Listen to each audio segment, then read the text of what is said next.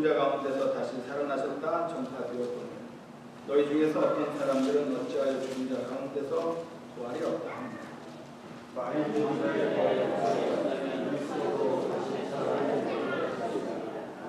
그리스도께서 만일 다시 살아나지 못하셨으면 우리가 전파하는 것도 헛것이요 또 너희 믿음도 헛것이니 우리가 하나님의 그리스도를 다시 살리셨다고 선포하였습니다. 만일 죽은 자가 다시 살아나는 일이 없으면 하나님의 그리스도를 다시 살리지 아니하였습니다. 만일 죽은 자가 다시 살아나는 일이 없으면 그리스도도 다시 살아나신 일이 없었을 것이고 그리스도께서 다시 살아나신 일이 없으면 너희의 믿음도 헛되고 너희가 여전히 죄 가운데 있을 것이요 또한 그리스도 안에서 잠자는 자도 망하였으니 만일 그리스도 안에서 우리가 바라는 것이 가만히 세상의 상품이면 모든 사람 가운데 우리가 더욱 불쌍한 자이다. 아멘. 저와 함께 읽은 고린도전서 15장은 부활장으로 아주 유명합니다. 오늘은 예수 그리스도께서 부활의 첫 열매가 되셨죠. 모든 사람들의 대표입니다. 우리는 부활에 대해서 너무나 잘 알고 있죠. 그런데 사도 바울이 우리에게 말씀하시는 고린도전서 15장은 우리가 알고 있는 부활과는 약간 다른 관점과 초점을 가지고 전해주고 있습니다. 제가 질문 하나 할게요. 부활이면 가장 먼저 어떤 생각이 듭니까? 많은 분들이 부활하면 예수 그리스도께서 부활하셨다. 주님께서 우리의 죄를 위해 죽으시고 다시 살아나셨다. 부활? 죽었던 영이 다시 살아났다. 우리들이 흔히 알고 있는 부활의 개념입니다. 부활이라고 하는 커다란 주제를 놓고 모두들 달리 생각하고 있다라고 하는 것이죠. 그렇듯이 성경도 부활에 대해서 보는 시각이 다 다릅니다. 어떤 성경의 챕터에서는 그리스도의 부활, 다시 살아나신 그리스도를 강조하고 있죠. 어떤 챕터에는 죽었던 영, 그것을 포커스에 맞춰서 강조하는 책도 있습니다. 즉, 육체의 부활을 중요시 여기는가 하면 영적인 부활을 중요시하게 여기는 거죠. 오늘 이 고린도전서는 부활을 설명할 때 우리들의 먼저 이해를 돕기 위해서 이 사도 바울이 누구에게 썼느냐 이겁니다. 훨씬 그러면은 부활의 그 초점이 무엇인지 알 수가 있는 거죠. 고린도 교회 성도들에게 사도 바울이 보낸 편지죠. 그러면 교회에 보낸 편지이기 때문에 교회는 이미 그리스도를 주라 믿는 자들입니다. 예수 그리스도께서 부활하심을 이미 믿은 자들이죠. 신자 아닙니까? 그들은 이미 예수 그리스도를 구주라 믿는 자들이에요. 그들에게 사도 바울이 부활에 대해서 언급하고 있다라고 하는 것은 좀 더 다른 관점에서 들여다볼 수 있는 겁니다.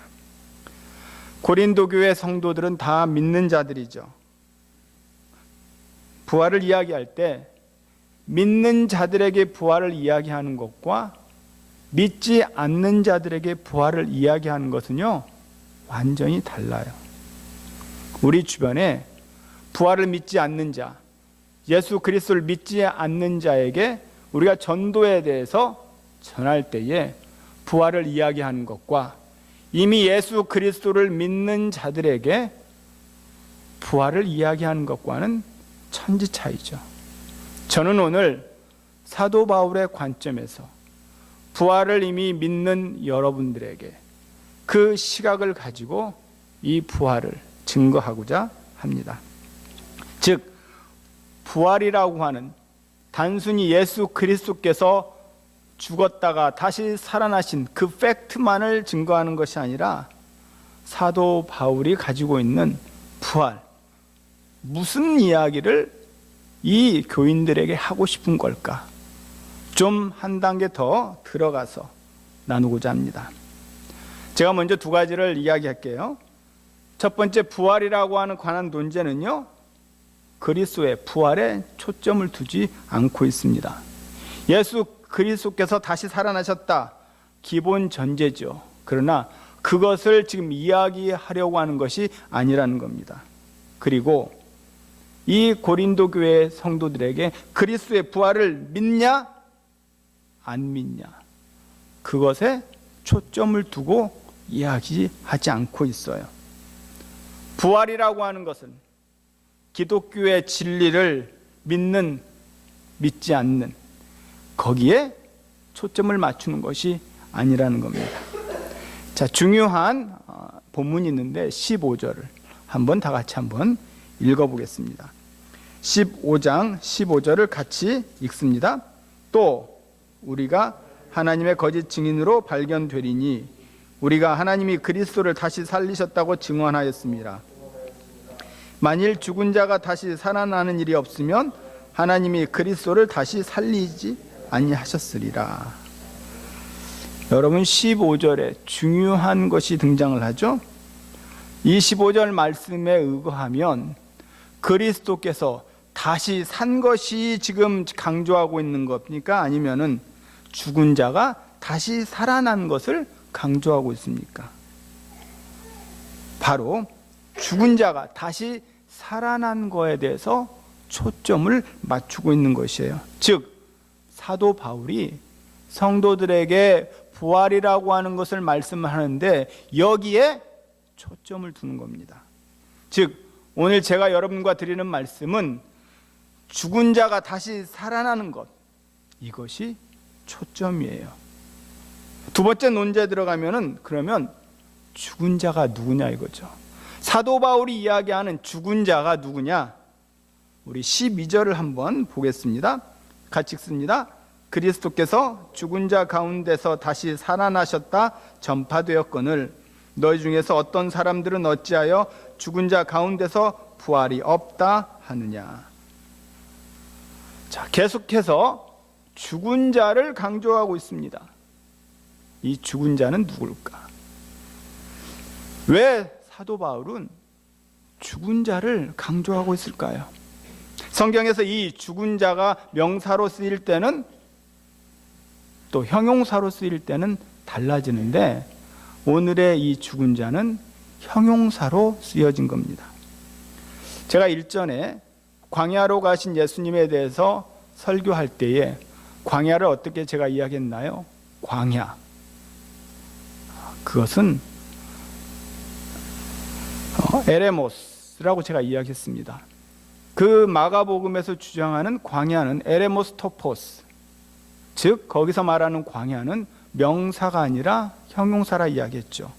광야하면 그냥 한적한 곳, 외로운 곳이라고 이야기할 수 있지만 여기서 말하는 에레모스 토포스는 죽음이 도사리고 있는 그 곳, 형용사적인 표현이죠. 이처럼 오늘 이 죽은 자를 표현할 때 사도 바울은 명사가 아니라 형용사로 표현을 하고 있습니다. 즉, 그러면 죽은 자, 명사는 뭡니까? 생물학적인 것을 말하는 거죠. 살았는데 죽었다, 목숨이 끊어졌다 이거죠. 이건 생물학적인 것으로 명사적인 표현입니다. 그런데 형용사는 살았으나 죽었다. 더 이해를 쉽게 설명하기 위해서 우리가 흔히 이런 이야기를 하죠. 너 요즘 어떻게 살아? 마지못해 살아. 내가 사는 게 아니야. 이렇게 표현하는 경우가 있죠. 이 표현이 바로 형용사적인 죽은 자를 뜻하는 겁니다. 즉, 내가 살아있지만 나는 죽었어 라고 표현을 하는 거죠. 즉 형용사적으로 표현할 때는 내면적인 상태를 말하는 겁니다. 그렇다면 교회 안에서 이렇게 죽어 있는 상태가 있을까요? 없을까요? 우리 교회는 없는 줄로 압니다. 그러나 저 밴쿠버에 가면은 죽어 있는 자가 교회 안에서도 있다 이거죠. 그것도 굉장히 많습니다. 즉 성도는 매일매일 우리 내면적인 상황에서 다툼이 일어나는 거죠. 그런 관점에서 부활의 의미가 날마다 달라지게 느껴져야 되는 겁니다. 보편적으로 성도가 생각하는 부활은 뭐예요? 이미 천국 티켓을 확보해 놓은 그 정도로만 알고 있습니다. 사도 바울이 그걸 몰라서 이야기하는 걸까요? 나는 예수 그리스도를 믿었다. 그리고 부활하신 예수 그리스도를 믿습니다. 내가 생물학적인 죽음을 맞이할 때에, 숨이 멎었을 때에 나는 영생으로 들어간다라고 하는 확신, 이것은 신앙인의 기본적이라고 하는 거죠. 사도 바울이 말하는 부활은요, 이 개념이 아니라고 하는 겁니다. 결론을 말씀을 드리면 사도 바울이 강조하는 부활은 현재라고 하는 거예요. 부활의 현재를 강조하는 겁니다. 예수 믿는 저희들 다 죽습니다. 그러나 저 세상 사람과 다른 것은 부활을 믿고 있는 거죠. 내가 언제나 죽겠지, 죽음에도 불구하고 다시 살아난다라고 하는 이 부활의 그 확신, 단편적으로 내가 육체적으로 다시 살아날 것이라고 하는 그런 단편적인 그러한 신앙 상태만 받아들여서는 안 되고 그 이상을 지금 말하고 있는 것입니다. 다시 말해 정말 고린도 교회 성도들에게 강조하고 끄집어내고 싶은 초점이 무엇이냐? 부활은 정말 그것만이 천국행 티켓을 확보하는 정도가 아니라 오늘 부활의 능력으로 살아야 된다, 이것을 말하고 있는 것이에요. 더 이해를 돕기 위해서 누가복음 15장에 보면 탕자의 이야기가 나옵니다.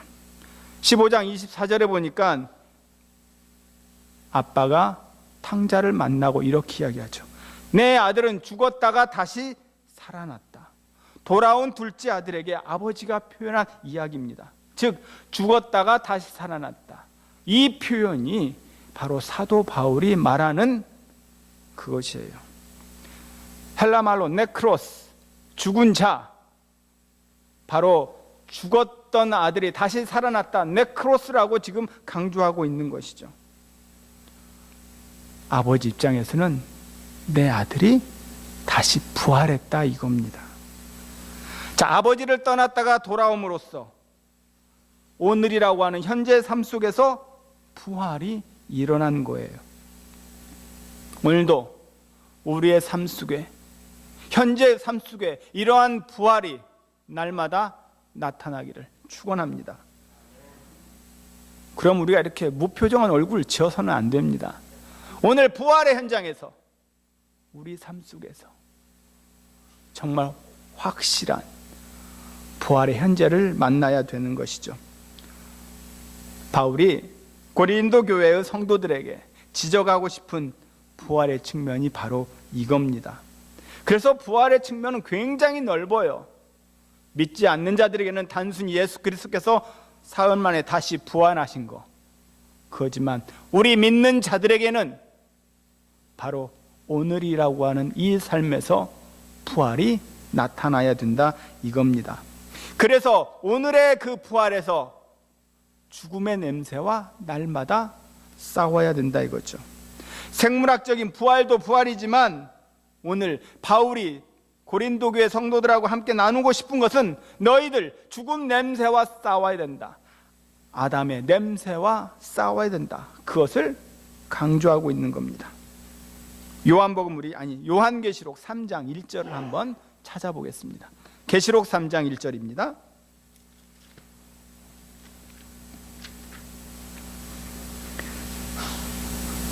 사대교회에 말씀하시는 3장 1절 한번 다 같이 읽겠습니다. 계시록 3장 1절입니다. 사대교회의 사자에게 편지하라. 하나님의 7영과 7뼈를 가지신 이가 이르시되 내가 내 행위를 아노니 내가 살았다 하는 이름은 가졌으나 죽은 자로다. 아멘. 자, 여기서 내가 살았다 하는 이름을 가졌으나 죽은 자로다. 여기서 죽은 자가 네크로스입니다. 똑같은 헬라어를 쓰고 있다라고 하는 거죠. 즉 살아있지만 죽은 것과 같다. 사대 교회 성도들에게 하시는 말씀이 너희들은 살아있는 것 같지만 실제로 죽었다. 즉 탕자의 이야기를 똑같이 하고 있는 것이죠. 네크로스입니다. 아담도 창세기를 보면요, 금단의 열매를 먹고 죽습니다. 그때 그 죽었다라고 하는 말, 그것이 생물학적으로는 살아있는데 죽었어요. 창세기에 나오는 그 아담의 상태를 네크로스라고 이야기하는 거죠.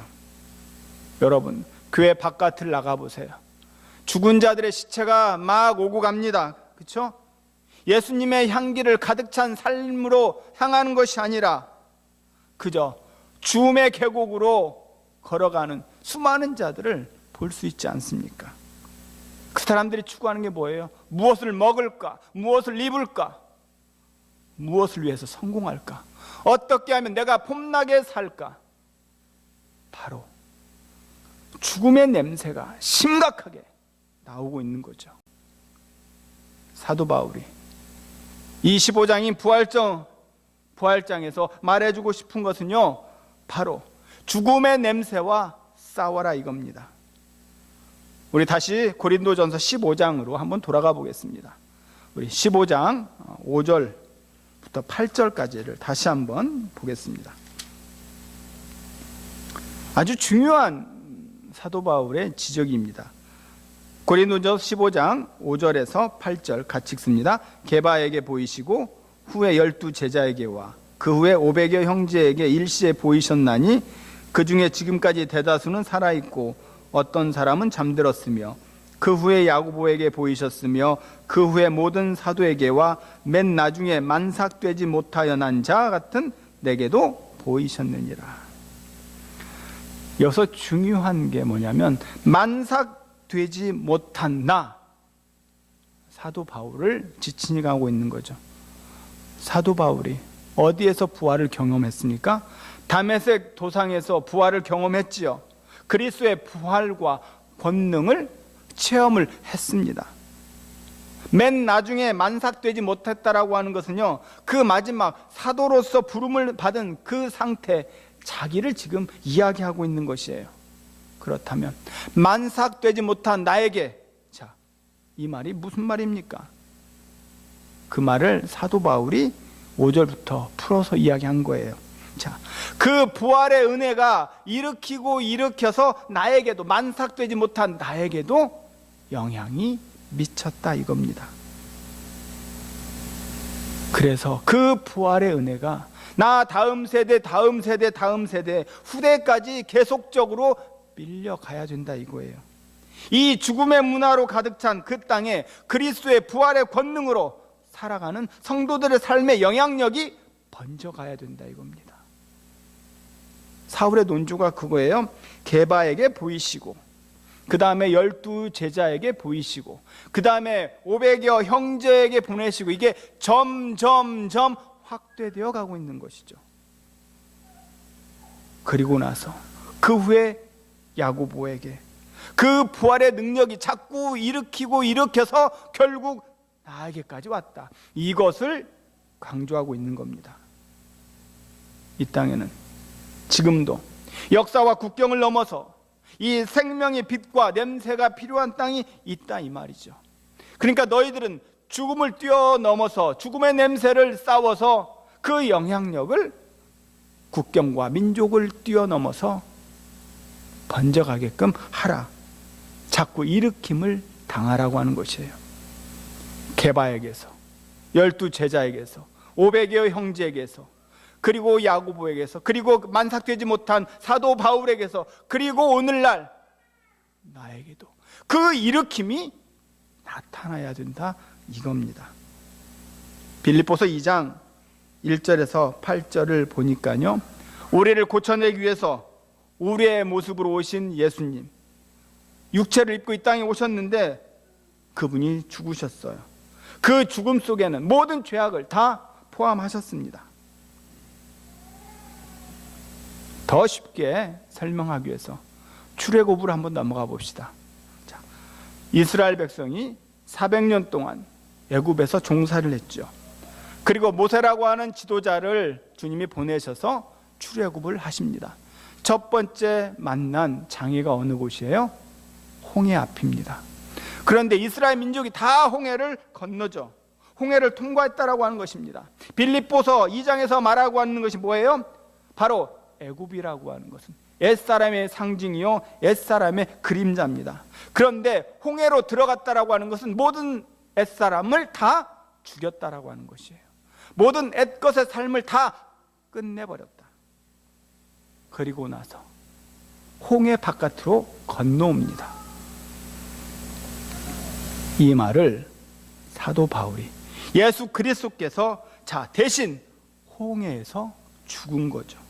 그리고 이스라엘 백성들이 홍해에서 올라온다, 즉 가나안이라고 새로운 나라를 가고자 그들이 다시 홍해 바깥으로 나왔다. 이것이 부활이라고 하는 겁니다. 이 홍해를 건넌 사건을 고린도전서 10장 1절 2절에서 이렇게 설명합니다. 우리 고린도전서 10장을 한번 1, 2절을 보겠습니다.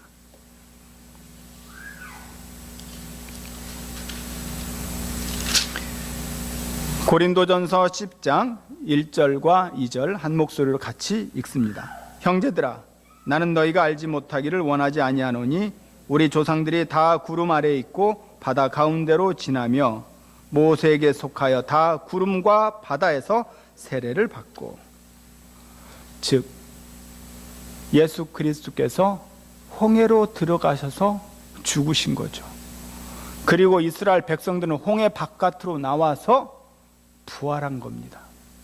이 홍해의 사건은 바로 세례죠. 죽음과 삶이 동시에 일어난 현장, 즉 죽음과 새로운 삶, 생명을 얻는 중요한 장소가 바로 홍해였다라고 하는 사실입니다. 죽음과 생명이 동시에 벌어진 이 삶, 이것이 우리 삶에 단편적으로, 이회적으로 끝나서는 안 된다라고 하는 것을 고린도 교회 성도들에게 계속 중요하게 이야기하고 있는 것이에요. 우리 모두는 홍해 바다에서 이미 죽은 것처럼 예수 그리스도께서 다시 죽으시고 부활하신 것처럼 우리는 이 부활의 현재가 오늘 우리들의 삶 속에서 날마다 일어나야 된다라고 하는 것입니다. 가나안 땅에서 홍해를 바라봤을 때 저 사람들이 홍해 바다로 들어가네? 다 죽으러 가네? 그렇게 보이죠. 거기 들어가면 죽는데 가나안 땅에서 봤을 때는 죽는 걸로 보입니다. 그러나 다시 홍해 바깥으로 건너서 나오니까 다시 살아났네? 이렇게 보이는 거죠. 우리 또한 그리스도의 부활에 참여할 때 이러한 모습이 나타나야 되는 겁니다. 세상 사람들에 봤을 때 저 사람들이 죽네? 그런데 부활의 현장에서 다시 살아나는 거죠. 이 영향력이 우리 이웃들에게 번져가야 됩니다. 사도 바울은 이것을 성도들에게 강조하고 있는 것이에요. 그래서 로마서 12장에 보면 너희는 이 세대를 본받지 말라 그랬죠. 부활의 권세를 가진 자들은요, 이 세대를 본받지 않습니다. 부활의 권세를 가진 사람들은요, 비록 쓰라린 아픔이 있고 조롱이 있고 핍박이 있을지라도 과감히 그것을 수용할 수 있는 능력이 있는 자들이에요. 영원한 부활의 권세에 우리가 있으면서도 여전히 세상에 쫓기며 삽니까? 세상과 타협하며 삽니까? 세상이 말하면 꼼짝없이 따라가고 마는 그러한 서글픔이 우리 안에 있다면 오늘 이 부활의 현장에서 이 모든 것을 끊기를 바랍니다. 우리는 부활의 권세의 맛을 모르고 사는 거예요. 어떻게 하셔서 이 부활의 권세를 우리에게 주셨는데 우리는 삶 속에서 이 부활의 권세를 행하고 있지 못하는 거죠. 나에게 부활의 권능이 있는데 내가 사용하지 못하고 있는 겁니다. 여러분, 부활을 통해서 죽은 것을 물리쳐야 합니다. 우리 안에 썩어가지는 것은 빨리 도려내야 돼요. 잘라내야 합니다. 그리고 죽이고 우리는 부활의 생명으로 다시 일으킴을 받아야 되는 것이죠. 오늘 이 부활의 현장에서 저 누구도 흉내낼 수 없는 그 권세, 부활의 권세로 여러분 살 때에 우리의 이웃들이, 민족과 세계가 깜짝 놀랄 것입니다. 부활의 현재에서 날마다 하나님의 그 권능을 체험하며 나아갈 수 있는 저와 여러분의 삶이 되기를 주의 이름으로 축원합니다.